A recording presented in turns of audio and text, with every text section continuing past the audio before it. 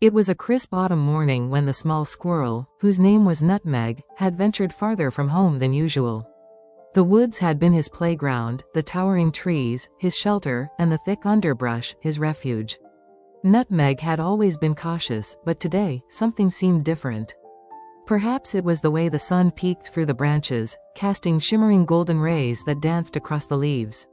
Or maybe it was just the pull of curiosity that led him down a path he'd never explored before. Nutmeg had grown up in the heart of a sprawling forest, deep in the countryside, where the sounds of the birds, the rustling of leaves, and the whispering winds were the lullabies of his days. He had lived here his entire life, scampering through the treetops, gathering acorns, and playing with his siblings. His home was safe and familiar. But this morning, a different kind of quiet hung in the air. There was something about the stillness that made Nutmeg uneasy. The morning's beauty had turned into an odd sort of silence, like the calm before a storm. He wasn't sure why, but he felt an overwhelming urge to leave the familiar forest behind and explore a new patch of woods on the other side of the road. Nutmeg didn't think much of the road. It was something he knew existed, but never paid much attention to. Squirrels were clever, darting between trees and across branches with a grace that humans, let alone cars, couldn't match. But that morning, as Nutmeg skittered across the dirt path toward the road, a loud sound shattered the quiet. A heavy engine roared in the distance, and before he could react, the world around him was a blur of motion. The car was upon him faster than he could comprehend. The metallic screech of tires, the sudden rush of air, Nutmeg froze, his little heart pounding as he tried to scamper to safety. But it was too late. The car's bumper struck him with a sickening thud, and the world went dark. When Nutmeg regained consciousness, he was no longer in the woods. The sweet scent of pine and earth had been replaced by something sterile and cold. His body ached, and his vision was blurry. He tried to move, but his limbs felt weak and unresponsive. Panic surged through him as he realized he couldn't feel his tail, nor his legs the way he should. As Nutmeg struggled to make sense of his surroundings, a soft voice reached his ears. It was calm and gentle, the kind of voice that seemed to promise safety. "Hey there, little one. You're okay. We've got you." Nutmeg tried to lift his head, but the pain was overwhelming. His body felt heavy, like the weight of the world was pressing down on him. He blinked several times, his vision clearing just enough to make out a human figure standing over him. The person was crouching, a woman, her face filled with concern. She had kind eyes, and in her hands, Nutmeg could feel the warmth of something comforting. She was holding him, carefully cradling him against her chest as if he were the most fragile thing in the world. "You're in good hands now," she said, her voice soft and reassuring. "We'll get you the help you need." Nutmeg's mind swirled with confusion and fear. He had no idea where he was or what had happened, but one thing was clear: this human was here to help. There was a strange, foreign smell around him, and he felt himself being placed gently into a small crate. The cage door clinked shut, and the woman lifted the crate into her arms with surprising ease. "I'll get you to the center, little one," she murmured as the soft hum of a car engine started. Nutmeg tried to stay awake, but the pain in his tiny body, coupled with the exhaustion of the ordeal, made it impossible to keep his eyes open. He drifted into unconsciousness again, unsure of what was to come. But one thing was certain: Nutmeg had been saved. He was no longer alone on the side of that road. Someone had heard his cry and had chosen to help. And so, his journey into a new life began. The journey felt like an eternity to Nutmeg. The rhythmic hum of the car engine, combined with the gentle swaying of the crate, lulled him into a deep sleep. When he finally awoke, the pain in his body was still there, but it had lessened. He blinked against the soft light filtering through the bars of his crate, and as his eyes adjusted, he realized he was no longer in the car. The air smelled different, fresh and clean, with a hint of herbs and something floral. There was a comforting warmth to it, a contrast to the sterile coldness of the place where he had first awakened. Nutmeg cautiously lifted his head, his tiny ears twitching as he listened to the sounds around him. It wasn't the city hum or the roar of traffic. No, this was something else entirely. It was the peaceful hum of nature, a quiet, peaceful sound filled with the chirps of birds, the rustling of leaves, and the distant croak of frogs. A door opened softly, and the human woman who had saved him knelt beside his crate. Nutmeg recognized her immediately. The kind eyes and warm smile had become his anchor. "We're here," she said softly, reaching out to gently open the crate. "This is the rehabilitation center. You're safe now." Nutmeg's small body trembled slightly as she carefully lifted him out of the crate and into her hands. He could feel her gentle touch, each movement slow and deliberate, as if she knew just how fragile he was.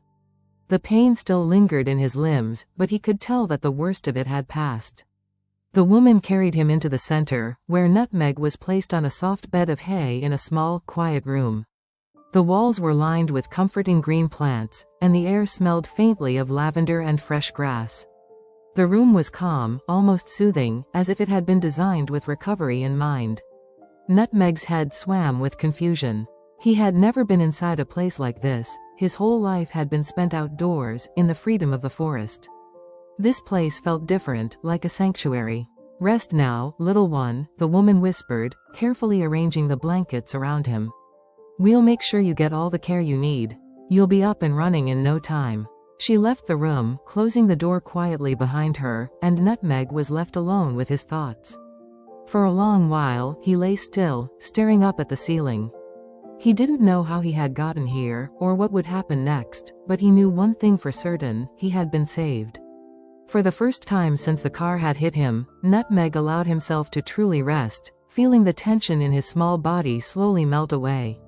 Over the next few days, Nutmeg's recovery progressed slowly but steadily. The center was filled with people, humans who came and went, checking on him and offering food and care.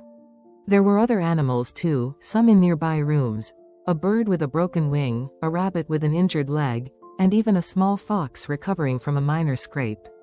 The workers at the center were kind, and they treated Nutmeg with great care, giving him soft food and making sure his wounds were clean and bandaged. With every passing day, Nutmeg's strength grew. His tail, which had been sore and limp when he first arrived, began to twitch again. He felt the faint stirrings of energy returning to his legs. Soon, he was able to move around the small room, though he still felt weak. Every now and then, he would look out the window, gazing at the sunlit forest beyond the building. The woods were still there, just beyond the fence, a world that Nutmeg had known for his entire life, a world he longed to return to. But Nutmeg was not yet ready. One afternoon, as Nutmeg nibbled on a small bowl of nuts, a kind-faced man entered the room. He had the same gentle demeanor as the woman who had first saved him, and he crouched down beside Nutmeg's bed with a soft smile. "You're looking better, little one," he said, his voice warm. "You've come a long way. But we're going to make sure you're really ready before you go back out into the wild." Nutmeg gave a small, curious squeak and looked up at him, his eyes wide. The man chuckled. "You're not quite done here yet. We're going to build up your strength so that when you leave, you can run, leap, and climb just like you used to. And when the time is right, we'll let you go home." The word, home, filled Nutmeg with a surge of hope, but it was also laced with uncertainty. What would it be like, going back out into the woods? Could he return to the life he once knew? The life of a free squirrel, leaping from tree to tree, gathering acorns, and feeling the wind rush through his fur? In the days that followed, Nutmeg's strength grew as the humans at the rehabilitation center took great care of him. He was given special therapy to rebuild his strength, small exercises, gentle stretches, and even some training to regain the balance he had lost. As he began to feel stronger, he ventured out of his small room, moving into a larger enclosure where he could climb small branches and explore. He reveled in these moments of freedom, each leap and scamper an exhilarating reminder of the life he had once lived. But even with his progress, Nutmeg knew that the day of his release was still far off. It wasn't just about physical recovery, it was about regaining the confidence to return to the world he had once known. And that, Nutmeg realized, was the hardest part. He needed to be ready. Days turned into weeks, and Nutmeg's confidence grew as his body grew stronger. His once dull fur now gleamed with health, and his legs, though still a little unsteady at times, were regaining their familiar spring. The humans at the rehabilitation center continued to care for him, and he felt a deep sense of gratitude for their kindness. But despite the comfort of the soft bedding and the constant supply of food, There was an undeniable pull in his heart, a longing to return to the freedom of the forest. It was the same longing that had tugged at him on that fateful day when he had strayed too far from home, before the world had spun out of control. Nutmeg had learned to trust humans, especially the kind woman and the gentle man who had taken such good care of him. But he also knew that he was a creature of the wild. A squirrel was meant to climb trees, leap from branch to branch, and feel the cool breeze of the forest on its fur. He could never truly be at peace until he returned to the place where he belonged. The time for release finally came one crisp, clear morning. Nutmeg had spent hours running along the small training branches in the center's larger enclosure. The sun was shining through the trees just beyond the fenced-in area, casting shadows on the ground that beckoned to him. Nutmeg scampered up a nearby branch, perched on the edge, and looked out toward the woods in the distance. His heart fluttered with anticipation. The door to his enclosure creaked open, and the kind woman from before appeared. She was smiling, but there was a look of concern in her eyes, too. Nutmeg could feel her emotions, as if they were tangled up with his own. She knelt beside him, her hands trembling slightly as she reached out to stroke his fur. "You're ready, Nutmeg," she whispered. "You've healed. You've grown strong again. But, are you sure you're ready to go back out there? It's dangerous, out in the wild." Nutmeg twitched his tail in response, his little chest swelling with a mixture of excitement and uncertainty. The forest was calling to him, louder now than ever. But she was right, it wouldn't be the same as before. The road was still there, and so were the dangers of the world beyond the safety of the center. He felt a pang of doubt but remembered everything he had learned here. He had been cared for, healed, and now it was time for him to live fully again. With a small squeak, Nutmeg darted to the edge of the branch and leapt. For a moment, time seemed to slow. His heart pounded in his chest as he flew through the air, his tiny body slicing through the wind. The feeling was both exhilarating and terrifying, but then his claws grasped a sturdy tree branch, and he landed with a soft thud. He could feel the familiar texture of bark under his paws, the coolness of the morning air, and the hum of the forest around him. He had made it. The woman stood at the edge of the enclosure, her hands pressed to her heart, watching him. Nutmeg turned back for a moment and saw her smile, a smile that made him feel a warmth deep inside. She was proud of him. He had come so far. Nutmeg didn't linger. He bounded up the trunk of the tree with ease, his tail flicking behind him in the wind. His body felt lighter than ever before, every muscle brimming with energy. His limbs, once weak and shaky, now moved with grace and confidence. He was free. He was whole again. He paused at the top of the tree, his small chest rising and falling with excitement. He could see it all, the canopy of trees stretching out before him, the thick underbrush where he had once played, and the distant horizon of the forest. The wild was calling to him, and Nutmeg could not resist. He took a deep breath, his senses alive with the smells of the earth and the whisper of the wind through the leaves. Then, without a second thought, he leapt. Through the branches he flew, his little paws gripping bark with an ease that felt natural, instinctual. Nutmeg raced through the trees, feeling the rush of air against his fur, the world a blur of greens and browns as he scurried from branch to branch. For the first time since his accident, he felt truly alive, truly free.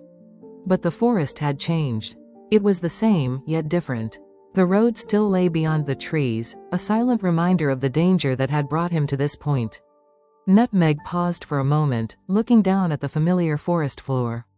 His heart raced, but he knew this place.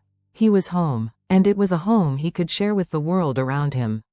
Days passed as Nutmeg settled back into the rhythm of life in the forest. He resumed his search for acorns, running across the branches to gather food. He explored the trees, met new creatures, squirrels from nearby families, birds, rabbits, and even a wise old fox who watched him with knowing eyes. He learned the ways of the forest once more, and with every day, his confidence grew. But Nutmeg never forgot the humans who had cared for him. He remembered their kindness and their gentle words, and as he leapt through the trees, he carried their love with him. They had given him a second chance, and now, he was living it. In time, Nutmeg would find himself becoming a part of the forest again. His tail flicked in the breeze as he raced up the trees, the golden light of the setting sun spilling over the forest, casting long shadows on the ground. He had returned to his true home, and he was free, just as he was meant to be.